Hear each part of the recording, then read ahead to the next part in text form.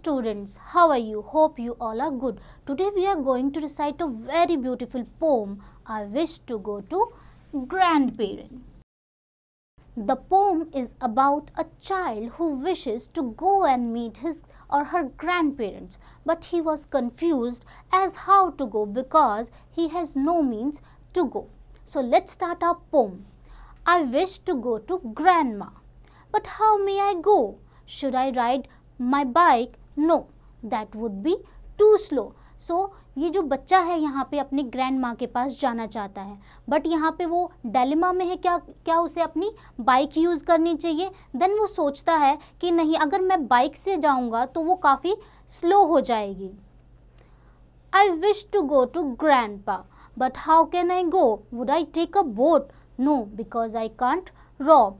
So now अब जो है ये बच्चा जो है अपनी ग्रैंडपा के पास जाना चाहता है, लेकिन वो अब फिर से डायलेमा में है कि क्या वो अब अपनी ग्रैंडपा के पास एक बोट से जाए। फिर वो सोचता है कि नहीं, मैं बोट से नहीं जा सकता क्योंकि मैं तैर नहीं सकता। I wish to go to grandma, but how will I go? Do I take a sledge? No, there is no snow.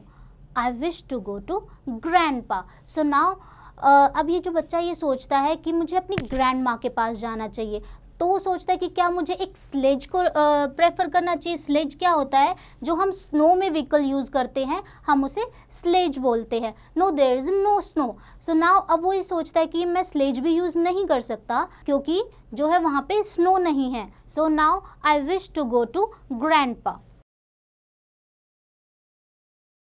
but how will I go? Do I ride a horse? Will it stop when I desire? So अब वो ये सोचता है कि मुझे अब अपनी grandpa के पास जाना चाहिए, लेकिन वो सोचता है कि अब मैं फिर से कंफ्यूजन में है कि मैं कैसे जाऊं। तो वो सोचता है कि क्या मुझे एक हॉर्स पे राइड करना चाहिए, लेकिन वो ये सोचता है कि क्या वो जब मैं चाहूँगा जब वो हॉर्स रुक जाएगा। I wish to go to grandma, but how will I go? Can I ride my truck? I might require a tow.